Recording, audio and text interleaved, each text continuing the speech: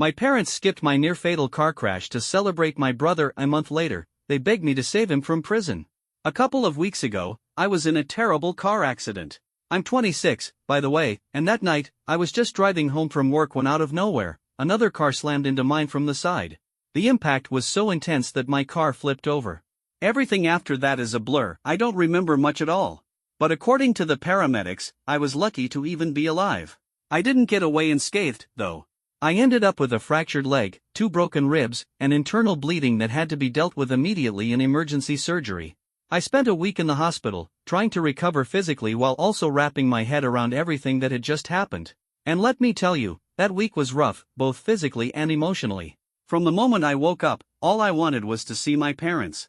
I figured as soon as they got the news, they'd drop everything and rush over. I wasn't expecting them to sit by my side 24/7 or anything, but I thought they'd at least visit, even if it was just for a little while. That would have meant the world to me. But instead, days went by, and they never showed up. I kept waiting, hoping, checking my phone, nothing. No visit, no call, not even a text. I think it was around the 4th day in the hospital when I finally got a message from them. And before anyone asks, yes, they knew about the accident. They were my emergency contacts, and the hospital had reached out to them multiple times. In fact, I was told that the hospital actually managed to get through to them the day after I was admitted, but from what I heard, my parents didn't seem all that concerned. That obviously stung, but I tried to give them the benefit of the doubt. Maybe they were busy, maybe something urgent came up. Luckily, my belongings survived the crash, so I still had my phone.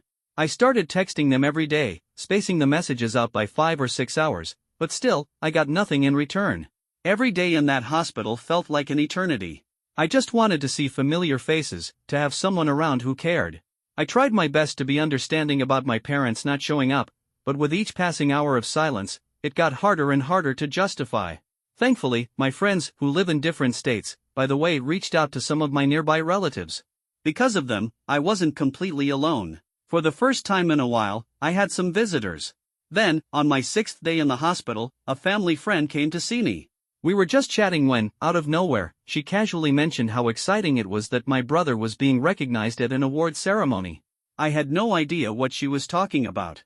She seemed surprised that I didn't know and quickly filled me in. Turns out, while I was lying in a hospital bed, recovering from surgery, my parents were busy attending my brother's big event.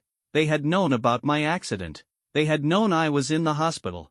And yet, they had chosen to prioritize my brother's special moment instead. The reason they hadn't visited? They'd been too preoccupied with preparing for his big night, too caught up in making sure they looked good for his achievement. And before anyone accuses me of being jealous of my brother, let me be clear, I get it. I understand why they're proud of him. He's talented, he works hard, and he deserves recognition. That's not the issue. The problem is, he's always been the golden child. Ever since we were kids, he was the one who could do no wrong, the one they showered with endless praise. Meanwhile, I was the one they barely noticed. And now, years later, nothing had changed. He was successful, working at some big company, and this award was a huge milestone for him. But at the same time, I was lying in a hospital bed, stitched up from emergency surgery, barely able to move. The least they could have done was check in on me. A visit, a phone call, anything. I wasn't asking for much. I could have died that day, and they barely batted an eye. I kept trying to make sense of it, to find some kind of reasoning behind their behavior, but I couldn't. Eventually, I decided I needed to say something. So, I texted them. I told them straight up I couldn't believe they had chosen my brother's award over my health. I told them how much it hurt that they hadn't even bothered to check in on me. For the first time since the accident, I didn't have to wait long for a response. And honestly, I wish they had just ignored me again. Because what they said hurt even more. At first, they tried to justify it, saying my brother's award was a once-in-a-lifetime opportunity and that they simply couldn't miss it. I shot back, telling them they wouldn't have had to miss anything if they had just come to see me earlier. But eventually, they dropped the excuses and just said what they really thought, that visiting me would have been a waste of time when my brother was out there making the family proud. I can't even describe how much that stung. It was like I was nothing more than an afterthought to them. And the worst part? I wish I could say I was shocked, but I wasn't. This was exactly how it had always been. Growing up, my brother was the star. Everything he did was celebrated: perfect grades, scholarships, a high-profile job. Every little milestone was treated like a monumental achievement. Meanwhile, I was just there, in the background. Even when I did well, it was never enough. And whenever I made a mistake, it was blown way out of proportion. It was like they had written me off as a failure from the start, and nothing I did could ever change their minds. A week passed after my brother's award ceremony, and suddenly, my parents showed up at the hospital. At first, I was surprised I had stopped trying to reach out to them after our last conversation. But I knew them too well to believe they had come because they actually cared. They walked in holding flowers, their faces stretched into fake smiles. They tried to make small talk, asking how I was doing, but I could tell their minds were elsewhere. And honestly, I didn't have the patience for whatever game they were playing. So, I cut to the chase. I told them to just say whatever was on their minds. Because at that point, it was already painfully clear they didn't come to see me out of concern. And I wasn't about to sit there and pretend otherwise. I didn't have to push for an explanation. My mom broke down almost instantly. 1 second, she was standing there, and the next, she was in full-blown tears. Then, between sobs, she finally told me. My brother had been arrested. Not for a minor mistake. Not for something that could be brushed off as a misunderstanding. No, he was in deep, charged with fraud. Apparently, the company he worked for had uncovered a massive financial scheme, and my brother was right at the center of it. He had been tampering with company accounts, shifting funds into his personal investments, thinking he'd never get caught. But he did get caught. One of his co-workers grew suspicious and tipped off management. That set off an internal investigation, and once they had enough evidence, they handed it all over to the police. Now, he was facing multiple charges: embezzlement, forgery, wire fraud. The works. And my parents? They had already emptied a huge portion of their savings trying to hire lawyers for him. But it wasn't enough. They didn't have the money to cover his bail. That's why they were here. They knew I had savings, and without a second thought, they came straight to me, expecting me to bail him out. As if that wasn't bad enough, they also asked if I had any connections, anyone who could pull strings, smooth things over, make this nightmare disappear. That was when it hit me. They weren't here because they cared about me. They weren't here because they suddenly realized how awful they'd been while I was lying in a hospital bed, alone and in pain. No. I wasn't their daughter. I was a solution. A resource. A wallet. My body still ached. My ribs burned with every breath. My leg throbbed every time I shifted. I was exhausted in every possible way. And yet, even in my weakest moment, they still had the audacity to come to me, not to check on me, not to apologize, but to ask for money. I couldn't believe it.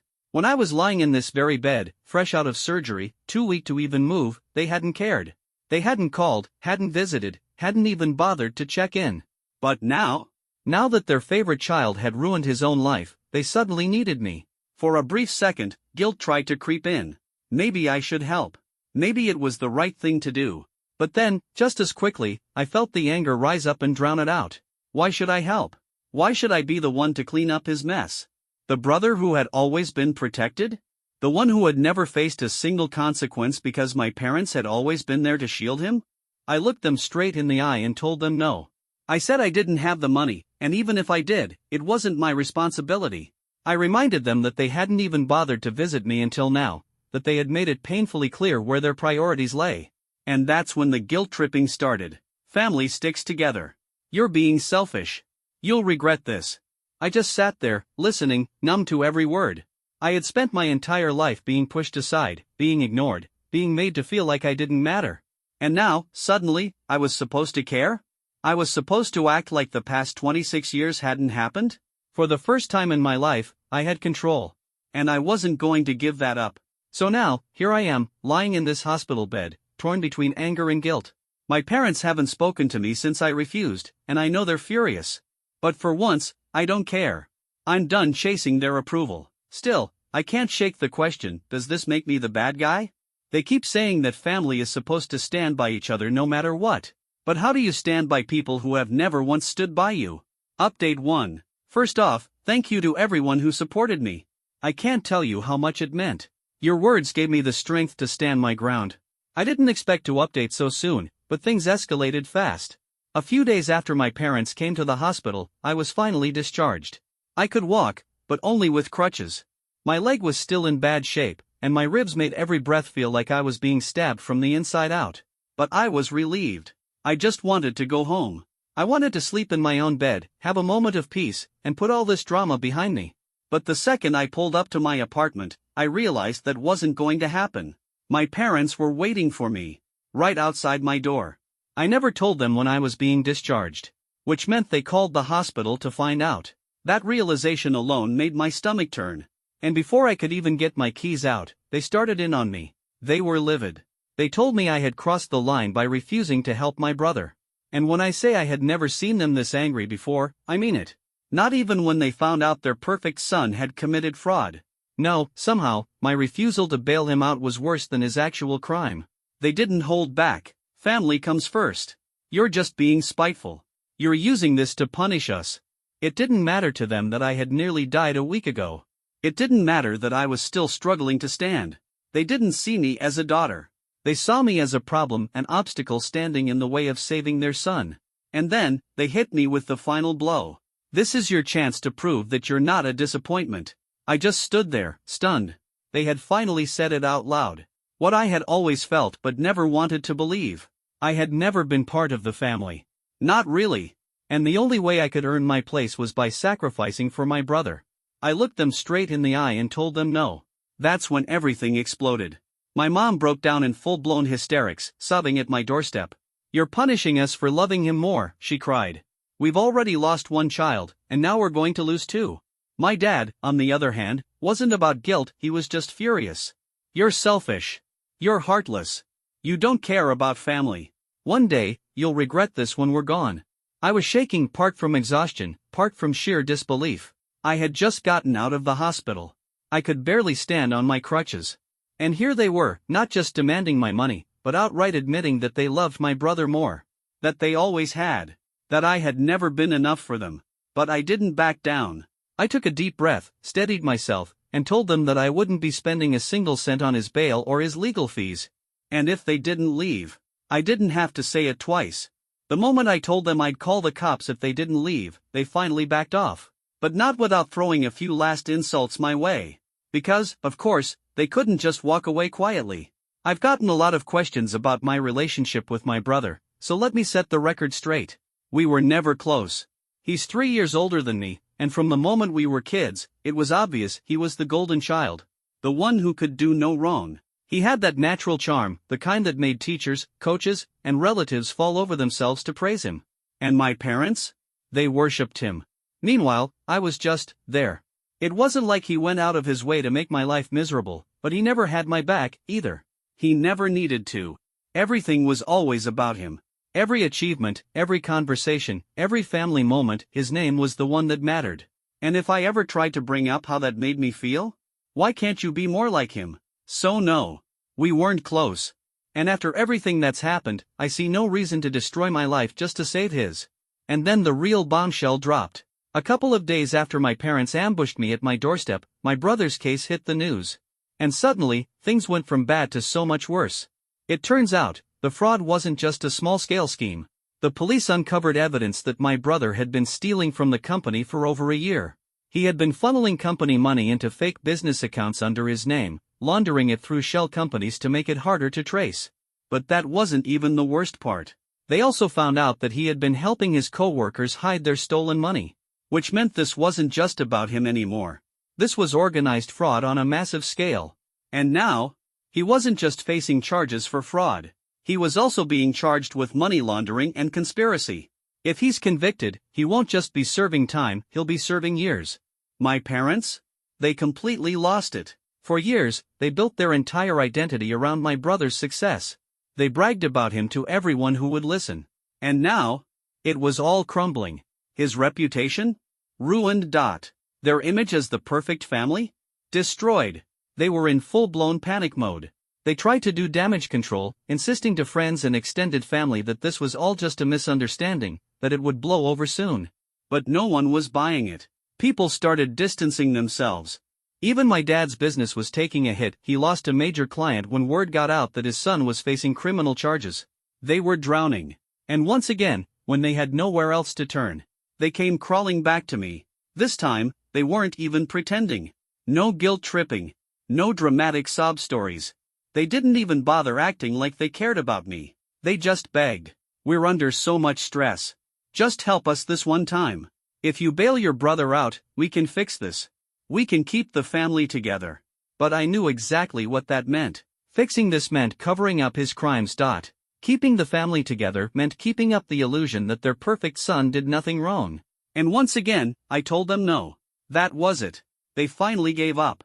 No more texts. No more calls. No more showing up unannounced. Radio silence. Honestly? I think they've decided I'm not worth the effort anymore. That I'm just a lost cause, the daughter who turned her back on the family. But for once, I don't care. For the first time in my life, I feel like I'm the one in control.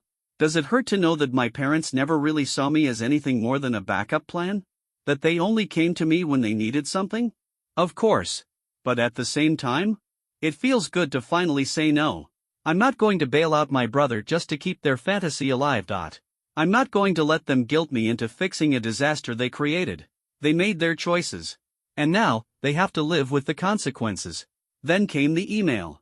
A few days after my last post, I got an email from my brother. It completely caught me off guard. How was he even able to email me from jail?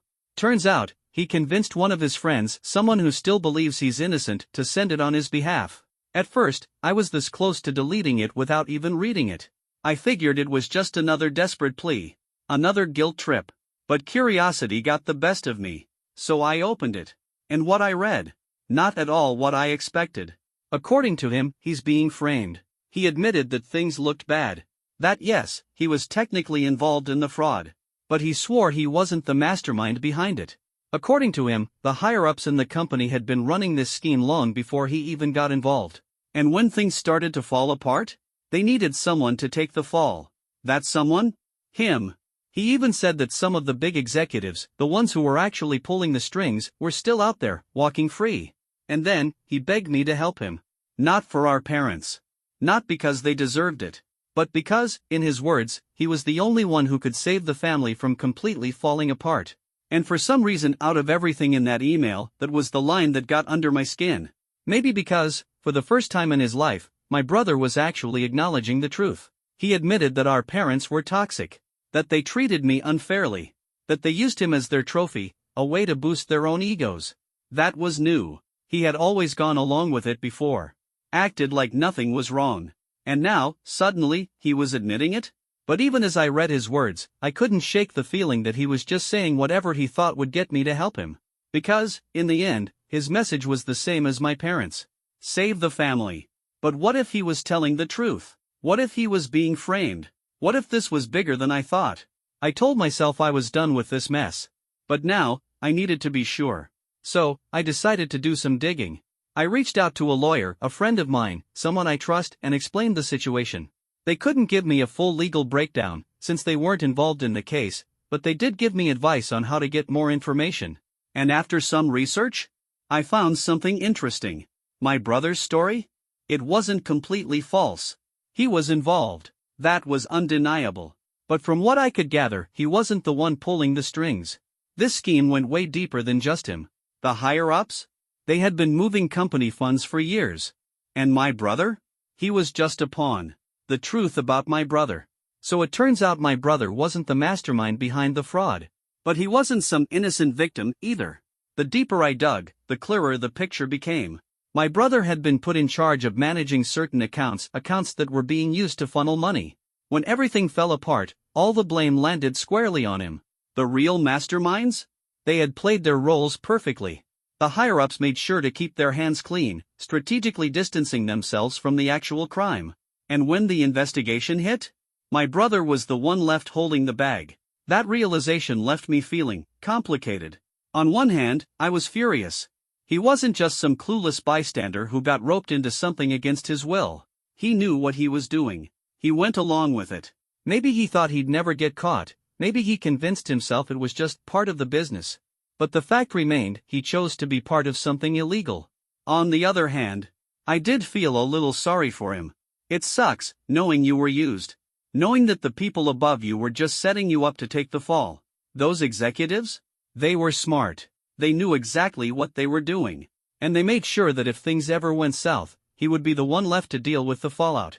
And the more I thought about it, the more I started wondering. What if things had been different? What if my brother hadn't been raised in a family where success mattered more than morality? Because let's be real, this was the same family that always taught him that cutting corners was fine, as long as you looked good doing it. That getting caught was the only real failure. Still, even with all this new information, I couldn't bring myself to help him. At the end of the day, he made his choices. Whether he was a pawn or not, he got involved in something shady, and now he had to face the consequences. It wasn't my job to clean up his mess. Especially not after everything I'd been through, not just with him, but with our parents, too. And speaking of my parents, I told them what I had found out. For the first time since this whole mess started, they didn't have much to say. I think, deep down, they already knew. They just didn't want to admit it. But instead of facing reality, they went right back to their usual script. You're heartless for not helping your brother. You're selfish for not putting family first. At this point, talking to them felt like talking to a brick wall. So I made a decision. I was done engaging. Done trying to make them understand. I had made my choice, and I wasn't going to change my mind. My brother could blame the executives all he wanted, but in the end, he made his bed.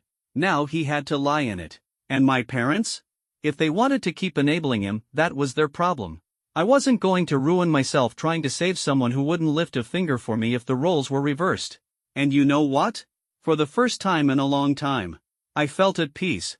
I knew I had made the right choice even if my family would never see it that way. Because at the end of the day, this wasn't my tragedy to fix. Update: my parents' next move. It's been a little over a month since my last update. And, of course, my parents weren't done. When they realized that begging and insulting me wasn't going to work, they switched tactics. This time, they tried to turn the entire extended family against me. Apparently, they reached out to every aunt, uncle, and cousin they could, telling them how cold-hearted and selfish I was for refusing to bail my brother out. And the way they told the story? It was like I was sitting on a mountain of money, refusing to help out of spite. They left out a lot of key details, like the part where they abandoned me in the hospital. Or how they never once checked in on me after my accident. Or how every single call they made was only about my brother. They twisted everything to make me look like a monster. And the only reason I found out? One of my cousins reached out and told me. At first, it stung. Even after everything, it felt like I was being punished all over again just for standing up for myself. I started to think maybe this was it. Maybe I was really alone now. But then, something unexpected happened. A bunch of distant relatives started reaching out to me. Not to shame me. Not to take my parents' side. But to tell me that they saw right through it. Turns out, my parents had burned a lot of bridges over the years. I had no idea how deep it went. Aunts, uncles, cousins, people I hadn't spoken to in years started sharing their own stories. One had told me how my brother had borrowed a huge sum of money from her husband to invest in some business opportunity. Of course, the business flopped. And when my aunt tried to ask for the money back, my parents cut off all contact with them. Another cousin told me about how, at a family event a few years ago, my brother crashed my uncle's car and then blamed it on a parking lot attendant. My parents backed him up, of course. They even made sure the story never spread, just to protect my brother's precious reputation. Hearing all of this? It was shocking. But it was also validating. For so long, I thought the way my parents treated me was my fault. That maybe I wasn't good enough. Maybe I didn't meet their expectations. But now, I see it clearly. It was never about me. It was always about protecting my brother, no matter the cost. And if that meant shunning family members? Fine. If that meant pushing me aside? No problem. If that meant lying, covering things up, throwing people under the bus? So be it. No wonder they turned on me when I refused to fall in line. Why my parents were so desperate. For those of you wondering why my parents were so hellbent on getting me to help, it wasn't just because I'm their daughter. It's because I have resources. I work as a project manager at a well-known company. I've made great professional connections, and over the years, I've been smart with my money. I have savings. I've made investments. I'm financially stable. And my parents? They knew it. They weren't just looking for any help. They were looking for a way out, and they thought I would be their safety net. But they were wrong. Because I'm not their backup plan. Not anymore. Walking away for good. What my parents never seemed to understand was that just because I could help didn't mean I should. And it definitely didn't mean I wanted to. Not for people who had spent my entire life treating me like an afterthought. The latest on my brother's case. After I refused to bail him out, my parents eventually scraped together enough money through loans, favors, and sheer desperation to get him out of jail. But the investigation? That was far from over. A few weeks ago, My brother made a move I didn't see coming. He decided to cooperate with the authorities. From what I've heard, he handed over information on the higher-ups involved in the fraud, the ones who had been calling the shots behind the scenes. His cooperation ended up pushing the case forward, making it easier for investigators to go after the real masterminds. And because of that, he got a reduced sentence. Instead of spending years in prison, he'll serve 1 year behind bars. After that, it's community service and probation. Do I feel relieved? Not really. I mean, sure, it's good that he cooperated. But that doesn't erase the fact that he chose to be part of this scheme in the first place. And knowing my brother? I doubt this experience will change him. He's spent his whole life being bailed out, whether it was by my parents or someone else. He's never really faced consequences before, and even now, I can't shake the feeling that once he's out, things will go right back to how they were. Because as long as my parents are around, they'll always be there, waiting to clean up his messes. My final decision. But me? I'm done. For good. I've officially cut off my parents. I blocked them on everything. Phone? Blocked. Emails? Blocked. Social media? Gone. I even went a step further. I spoke to my building's front desk and told them not to let my parents in if they ever show up unannounced again. I'm not their backup plan anymore. I'm not their scapegoat. I'm not their emotional punching bag. And the craziest part? I thought cutting off my family would feel like a huge loss. But it doesn't. It feels like freedom.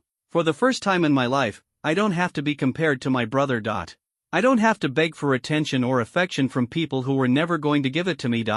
I don't have to prove myself to anyone who refuses to see my worth. Finding family in unexpected places.